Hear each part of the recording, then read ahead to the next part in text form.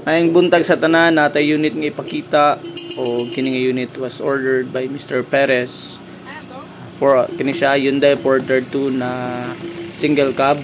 And since si customer nag-down lang online, so pamaagi sa to ang pagpili sa unit is gipaandar na to through online, tapos gisend na to siya for visibility.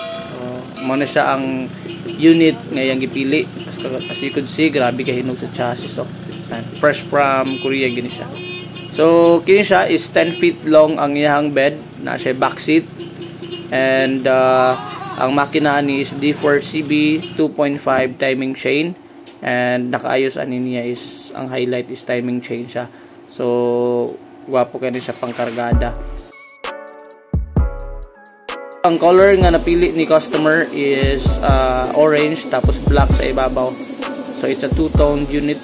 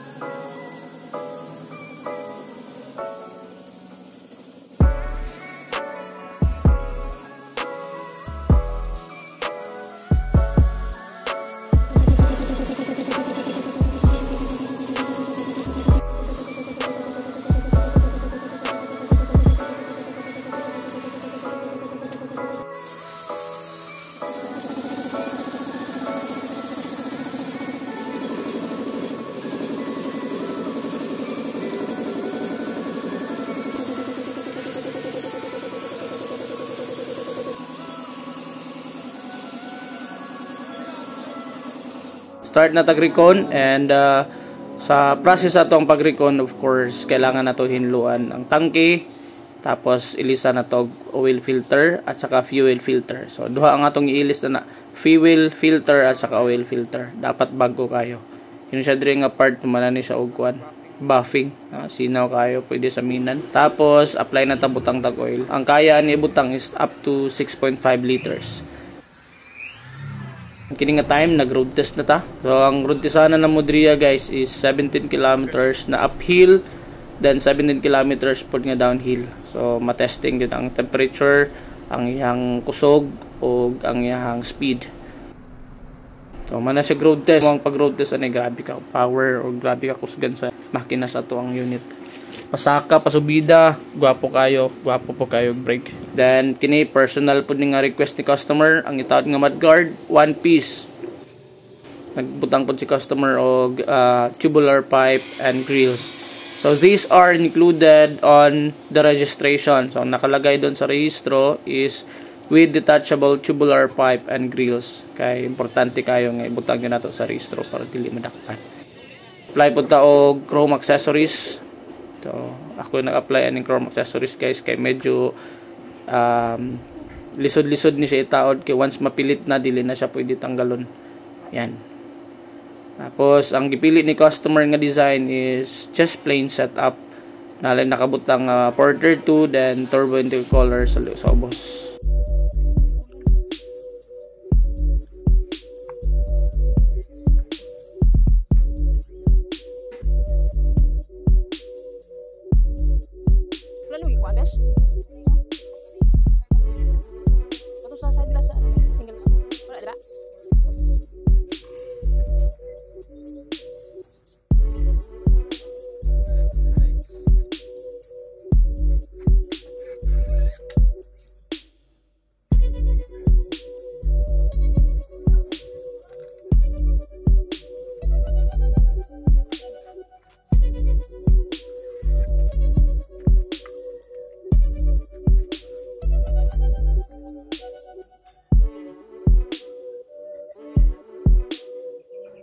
Muna ning come up sa tuwang unit na siya ay mudguard, na chrome accessories, na bumper, grills, na tubular pipe, as well as na clearance light. So ang clearance light na to is 3 per side. Total price nga giabot ani nga unit is 355 all in all. Tanan-tanan na siya apil ng delivery.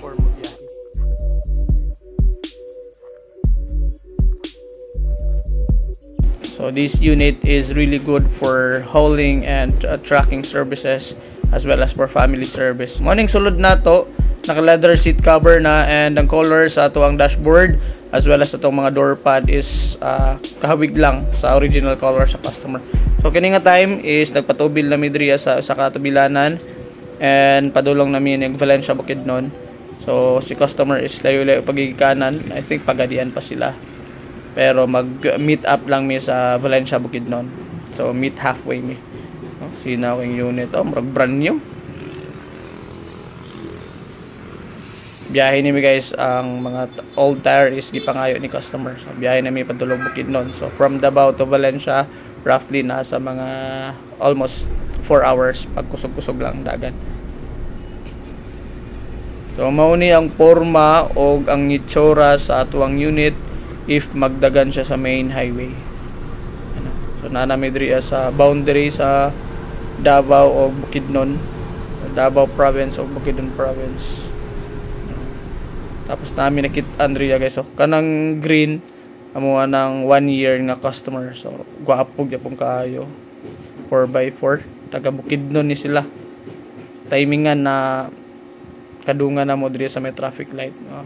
So mura ra gyapon brand new, 1 year na ni nga unit, 4x4. So plain setup lang ni guys. Grabe ka pormado. So napil na tog advertise. So we are already here front Valencia na ni. Tapos ang meeting place na mo is diri sa Robinson's Place, Valencia City, Bukidnon. So naa sa likod sila customer nagulat. Nara. So, checking and nag-release tag papers as well as seminars. Tapos pag humana na tanan, picture taking para natin remembrance sa unit. So mo ni ang mga customers na to from Pagadian, sila Sir Perez, shout out sa inyo. And then agbay pa draw. So parehas ra mig height guys, no. Alright, so humanami tanan. Next na mga kuan ani is pauli nami kay medyo layo-layo pa og kaulanon kay ni nga time. Pauli na pud sila didto og Pagadian.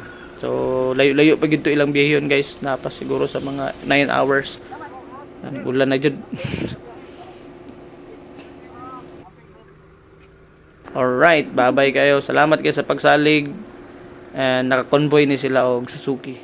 Yan. So regalo ni customer from Pagadian is ang pinakakusgan nga mga bulad. So daghang kayo, mga generous kaya itong mga customers. Chinilas ratani.